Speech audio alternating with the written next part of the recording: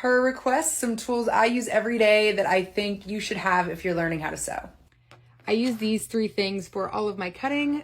These small scissors to cut thread, elastic, and small details on fabric, seam ripper to take things apart that I'm gonna flip or for whenever I inevitably make mistakes, and a rotary cutter for cutting most of my fabric. Along with the rotary cutter, you need a rotary mat to cut on top of, and I have these acrylic rulers to get straight lines and to measure. I don't use patterns, so a tape measure is also really helpful to map out what size I need to cut things. I like using straight pins and also always have safety pins. I know some people like clips instead of straight pins, but you can only use those on the edge of fabric, and I use them to mark where things need to hit when it's up against my body, so that doesn't work.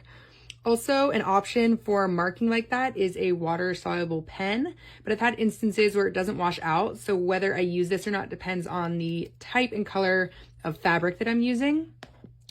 You can use safety pins to turn things inside out, but a loop turner is also a great tool for this. It's always good to have extra bobbins for different colors of thread, and always good to have extra needles on hand. You never know when one will break, and to have different kinds of needles. I think it's worth it to invest in good thread. I can tell whenever I'm using cheap thread, it unwinds and can mess up my machine.